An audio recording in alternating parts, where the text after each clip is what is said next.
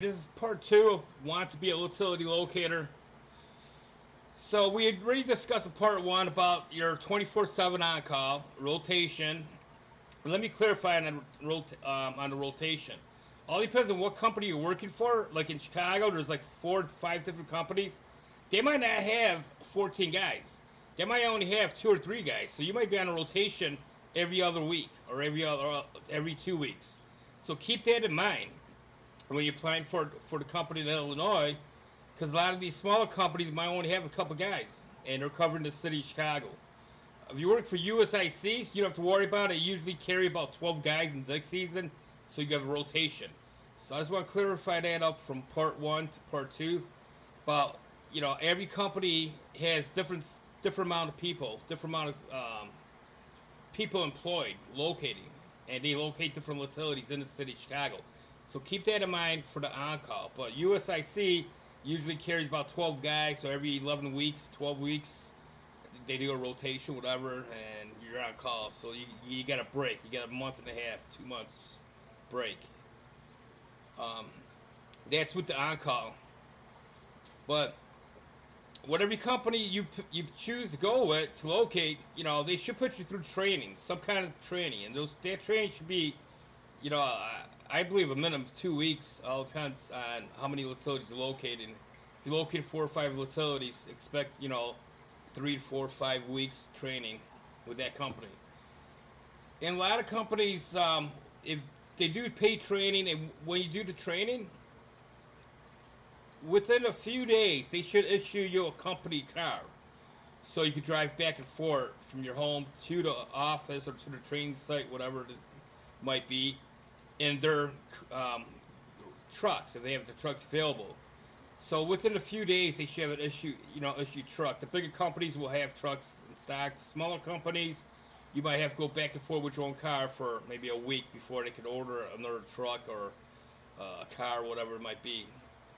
So keep that in mind when applying for the jobs. That you do have to travel back and forth a day, 2 days, maybe 3 days. Small companies, maybe the whole week before they issue you a truck. All these companies should provide you the following: truck, laptop, all the tools you need, the RDs. A lot of companies are using the 8000s. The 8200s are out. I think the 8200s got released last year or a year and a half ago. A lot of them, they're using RDs, 7000, 8000s, 8100s, whatnot. So they should give you the tools and the proper training. I hope, so they could set you up for success, not set you up for failure. So you should have proper training. Like I said, if you guys have any questions, whatever, you can always leave a comment in, and I'll answer your questions as best to my knowledge about utility locating. I'm referring to Illinois when I talk about Julie, because we have Julie for the suburbs, and then 811 Chicago, Digger, that's in the city of Chicago. That's where I work. I work in the city of Chicago. Um, these tickets keep coming in, keep rolling in. And these companies go once you knock these tickets out. Because the way most of these companies operate, every time you bill out a ticket, every time you complete a ticket, the company gets paid. So if you're only doing 5 or 6 tickets a day in 8 hours, the company ain't gonna be happy with you. The supervisor ain't gonna be happy with you, because you're not pumping out enough volume out to make that company money. Because with the insurance, the cars, the gas, paying you and everything else, you're not producing, and you ain't gonna be lasting with that company much longer. So you gotta keep that in mind. They want you to pump out tickets through the system. And like I said in part one, in Illinois, we get a lot of tickets coming in. All depends what company you work for. You might get 1,000, 2,000 tickets coming in a day in your area, in your supervisor group's area. All depends if you have the whole city of Chicago, if you have the whole state of Illinois, or if you're doing half the state of Illinois. All depends. The value might even be more than 1,000, 2,000 a day. But these tickets are constantly coming in through the digger systems, through the Julie system. Their contractors need to go out there. They need to, get the jobs done. They're doing work, for the state, for IDOT, for the city, for the villages, townships. And they're constantly calling the tickets. And then on top of that, you get the homeowners calling the tickets. They want to plant bushes. They want to plant trees. They want their property located so they could put a dog fence up or put fences up. So the tickets constantly coming in.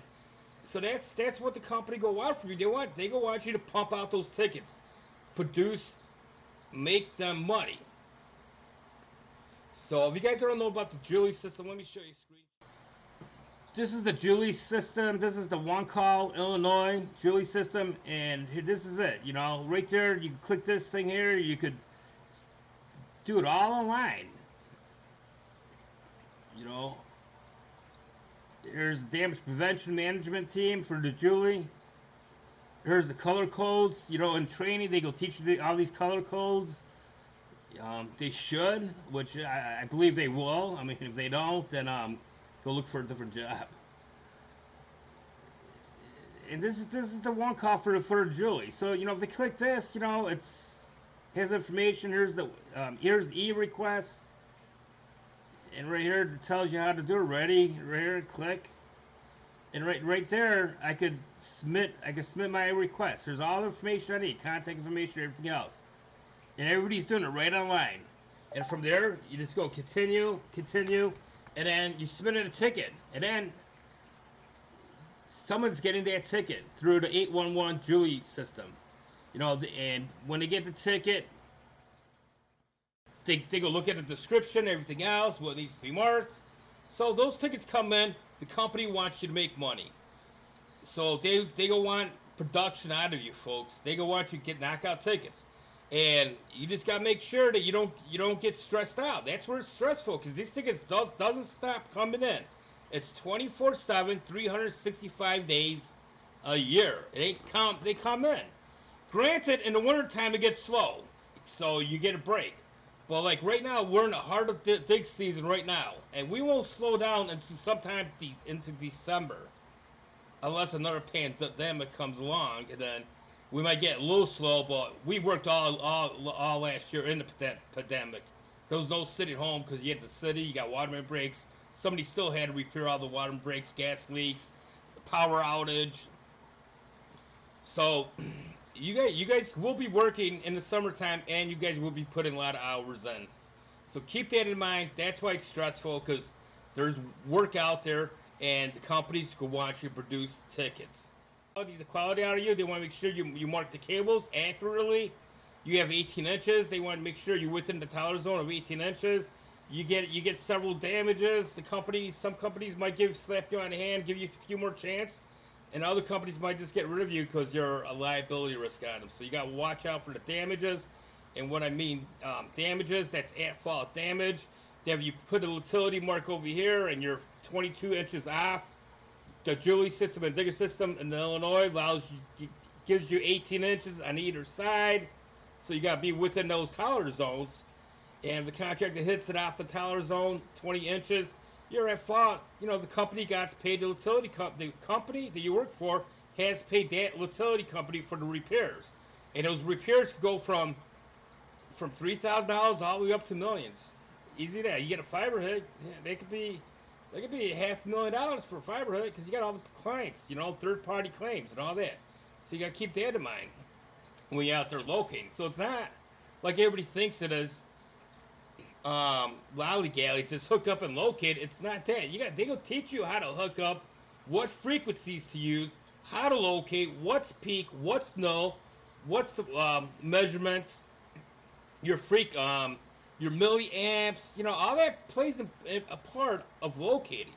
And that's where a lot of people, when they see us out there in the streets, they think it's just we're swinging a wand and it's a piece of cake. But they don't understand other things that's involved, that we know that we're on our target. We're on marking the right utility out without bleed off, because you got to have bleed off and all that. Use too much high frequency. I mean, guys, stick around here.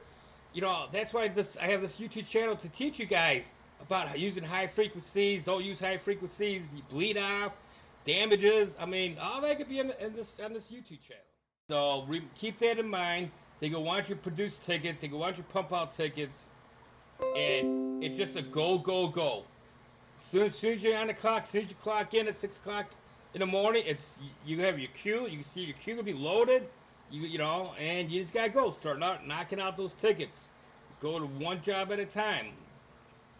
You know, and hopefully you guys are only locating four localities. If it was located more than 4 localities, it could take you a little longer. And it could be hard. It could be hard. You got a hard time. It could be hard to get used to. Used to it, folks.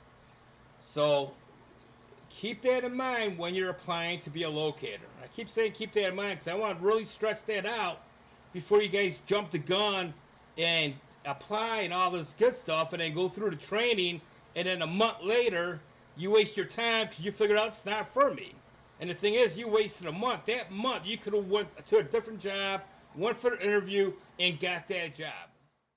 They could track you through GPS. They have GPS. They could track you on GPS. So keep that in the back of your mind.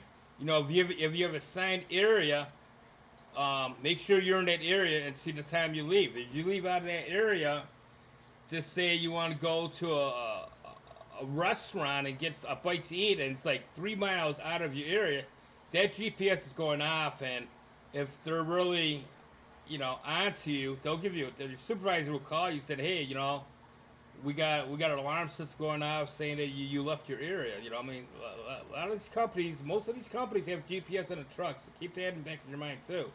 They could be tracking through GPS. So I mean, if you're saying that you're at the location over here and you're actually like 5 miles away, they can look at the GPS. They can know you're lying, and most likely they can write you up or get rid of you. You know, so keep that in mind. You can be tracked by GPS. That's my advice. And if you guys, it's very important. You guys need to know your directions. If you guys don't know which way's north, which way's east, then you guys will get lost in this world.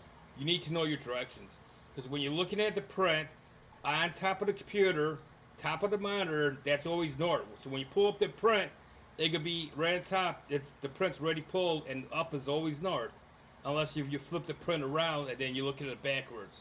But when you're pulling the prints, top's north on the laptop. So keep that in mind. Anytime when you're looking at a print, always face north in your truck. So have your truck turned around facing north. Because when you look at your laptop could be in front of you, you know north's up. So when you're looking at the print, you can see, okay, I got the gas main. It's on the east side. You know, it's going to be on the right side because I'm facing north. So it's on my right side. Got the gas main. Oh, it's on the west side. You know, it's going to be on the left-hand side because you're facing north in your truck. And north on the computer. So you're not putting gas mains on the wrong side of the road. And I see locators doing that, folks. They don't know their directions, and they're putting gas mains on the wrong side of the road. It's ridiculous. And that's one thing you guys don't want to do. Because if you get an audit and you fail an audit, it could be crucial. It could be dangerous. It could be your job. They could fire you because, hey, you put the gas main on the wrong side. You got a critical gas main out there, you know. You guys don't want to do that. So make sure you know your directions. Buy yourself a compass if the truck doesn't have a compass. So you need to know your directions. Mismark something, you could kill someone. Literally, you could. You know, if a contractor's digging, you know, and hits a Comet 750 line, that's a big line. They could get themselves electrocuted. I saw a contractor hit the 750 line 10 years ago in Palatine. Fireball. 45 feet in the air, melted the backhoe bucket. That's how powerful that 750 line is. Melted the backhoe bucket, and thank God nothing happened to the nothing happened to the excavator. Excavator went to the hospital, get checked out, and he got released a few hours later. Back of your mind, you know, it's a dangerous job if you mismark something. So all those factors plays in a row, plus what I said in part 1.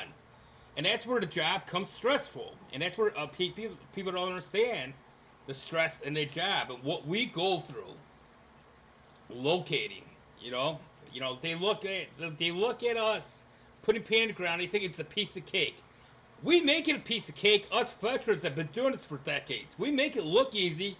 Because we know what we're doing. We've been doing this forever. So we know what we're doing. Yeah, it's easy. It's not hard. Because we know exactly how to locate a locality. So it becomes easy. So when you guys start, you know, it can be rough in the beginning, but give yourself about 7 months. 7 months, you start getting used to it. You won't get used to it right off the bat. In 7 months, within 7 months, you should start getting a hang of it, how to locate it and all that stuff.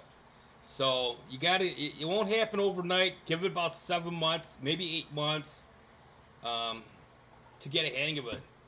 All right, guys, I'm gonna show you some clips of what I go through. It's not on a daily basis, but you know, you get call outs, you get no shows coming in, and plus you get your own tickets coming in. So I'm gonna show you a few clips of mine, of my day, how it went for a Monday, and then we wrap it up for part two of Want to Be a Utility Locator.